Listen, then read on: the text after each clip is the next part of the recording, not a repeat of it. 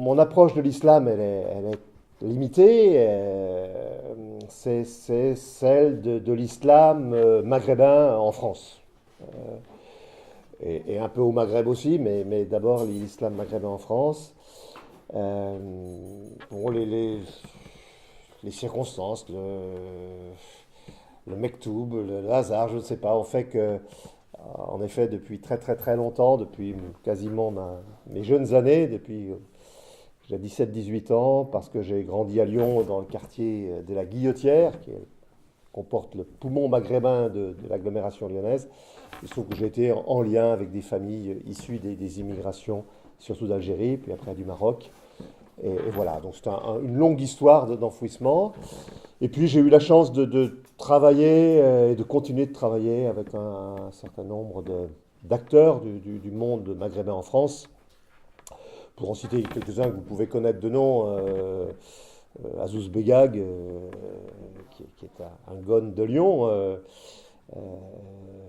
et Rachid Benzine, qui est islamologue, qui lui est de famille marocaine, voilà, pour ne citer que.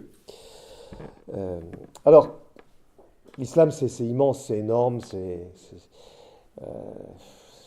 faut être un peu prétentieux ou inconscient pour prétendre parler de l'islam comme ça, quoi. De la même manière qu'il faut être prétentieux quand on veut parler du christianisme, parce que ça recouvre des réalités tellement différentes, des réalités historiques, géographiques, culturelles, théologiques. Voilà, c'est tellement immense que quand on parle de l'islam, on ne dit finalement que des généralités, comme si quelqu'un veut parler du christianisme.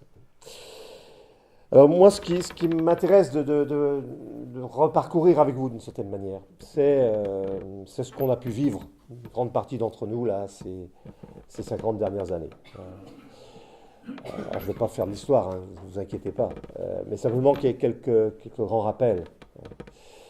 Euh, il y a une cinquantaine d'années, l'islam n'était pas une question. L'islam paraissait presque une réalité marginale sur la scène du monde. Alors bien sûr, pour ceux qui vivaient en pays musulman, c'était un peu différent. Mais quand on vivait en France et quand on observait ce qui se passait sur la scène mondiale, ben, l'islam ne pesait pas grand-chose. Et je serais curieux d'ailleurs de voir ce que l'on pouvait écrire dans les vénérables revues des missions africaines de l'époque sur l'islam. Euh, En tout cas, moi j'en ai lu et je ne les ai pas conservés. Je crois que majoritairement, il y a encore 50 ans, donc 50 ans c'est quoi? C'est l'époque, ça va être 68, voilà, 68, ça va être 68 dans l'année prochaine. Voilà. C'est quand même un grand tournant culturel dans nos sociétés. Hein. L'image majoritaire qu'il y a de l'islam encore, en particulier dans nos églises, dans l'église catholique en tout cas, c'est l'image véhiculée par Charles de Foucault. C'est-à-dire l'image d'une religion finalement assez primitive. Quand on lit ce que Charles de Foucault a écrit sur l'islam, Charles de Foucault, il est admiratif de la foi des musulmans, de leur fidélité à la pratique, mais il a un regard extrêmement négatif sur l'islam. Mais en même temps, pour lui, l'islam, c'est pas dangereux. L'islam, c'est une religion de berger, une religion naturelle, voilà, qui regarde vers le ciel, qui fixe ses fêtes en fonction des mouvements de la lune ou du soleil. Voilà, c'est l'image qu'il a. Et c'est l'image qui est véhiculée en France. Euh, Certes, en 68, il y a eu toutes les années de la guerre d'Algérie. Et peut-être qu'un certain nombre d'entre vous encore ont connu cette époque en tant qu'appelés, jeunes appelés. Mais la guerre d'Algérie, même s'il y a une dimension musulmane, c'est pas ce qui a été premier. Ça a été une guerre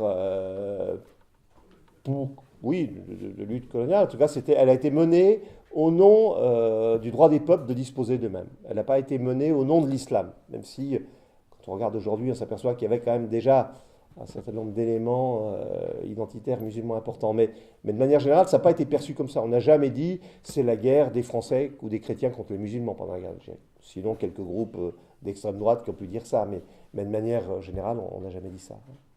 En fait, c'est après que l'islam va tout à coup se manifester de manière nouvelle sur la scène mondiale. Et je crois que vraiment le tournant, c'est 1979, même si on peut trouver des moments qui ont précédé. Mais c'est vraiment 1979. Alors, 1979, vous en souvenez, c'est la révolution iranienne. Qu'est-ce qui se passe avec la révolution iranienne? Eh bien, au nom de l'islam, quand bien même c'est un islam particulier, l'islam chiite persan, au nom de l'islam, un peuple se lève, mène une révolution pacifique contre un système considéré comme oppressif, le système du Shah d'Iran, et surtout un régime qui est l'allié des Américains dans cette région du monde. Et cette révolution pacifique, on a oublié qu'elle était pacifique à l'époque, parce qu'après, elle était beaucoup moins pacifique.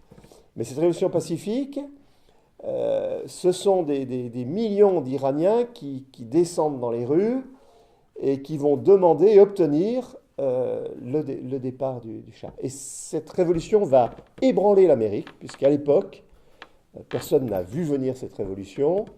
À l'époque, le président américain, c'est Carter, a du mal à gérer tout cela. Il y a des otages américains à l'ambassade de Téhéran pendant plus d'1 an. Voilà. L'Amérique est ébranlée par cette révolution. Alors après, ça va devenir un système oppressif, une révolution non démocratique, mais en tout cas, il y a eu ce grand mouvement. C'est une révolution qui s'est produite dans un pays qui pratique un islam minoritaire, l'islam chiite, mais néanmoins, il va y avoir une onde de choc dans le monde entier, dans le monde musulman entier, à partir de cette révolution. C'est-à-dire qu'à partir de ce moment-là, un certain nombre de gens vont se dire les révolutions socialistes ont échoué, les révolutions tiers-mondistes ont échoué, mais on a là l'exemple d'une révolution qui a, enfin, en tout cas provisoirement réussi, au nom de l'islam. Donc ça, c'est une onde de choc. Et on peut dire vraiment que le développement de tout ce qu'on va appeler les courants islamistes à travers le monde, eh bien, démarre avec cette révolution. Et d'ailleurs là, alors je ne fais plus référence aux publications des missions africaines, mais aux publications françaises en général. Si vous avez la curiosité d'aller regarder les quotidiens, les collections des quotidiens français avant 1979, on ne parle jamais de l'islam. Depuis la révolution de 1979, on peut quasiment dire qu'il n'y a pas un jour où l'islam n'est pas présent d'une manière ou d'une autre en une des journaux. Donc ça, c'est un grand bouleversement politique, qui bien sûr a eu des tas de... il y a eu plein de choses qui ont préparé cet événement, hein. Mais le tournant, il est là. Et puis, toute l'actualité mondiale va faire ensuite que eh bien, ce qui a commencé à surgir ne va cesser de grandir. Il y a un autre événement, c'est 10 ans après. C'est le retrait, 1989 donc, c'est le retrait de l'Union soviétique d'Afghanistan, qui va être le coup de grâce pour l'Union soviétique.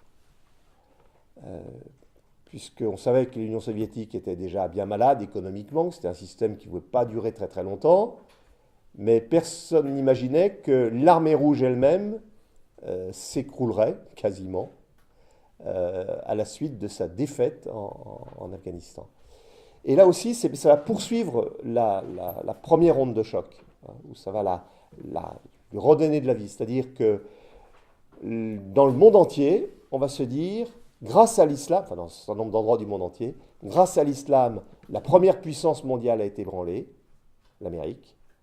Et puis 10 ans après, on va pouvoir dire, grâce à l'islam, puisque les moudjahidines afghans se réclamaient de l'islam, grâce à l'islam, ce qui était la deuxième puissance mondiale va s'effondrer. Alors, une fois, ce n'est pas à cause de l'islam qu'elle s'est effondrée, mais ça a été le coup de grâce ou la goutte d'eau qui a fait déborder le vase. Hein. Et tous les mouvements, des tas de mouvements qui cherchaient à revitaliser ou revitaliser, je ne sais pas comment il faut dire, réveiller, tous les mouvements de réveil d'islam qui essayaient d'exister, eh bien à partir de ce moment-là, vont prendre possession du monde musulman. Et je crois qu'on peut vraiment dire que depuis ce tournant des années 70-80, on assiste dans le monde entier à un mouvement d'abord de réislamisation du monde musulman et ensuite de nouvelle islamisation.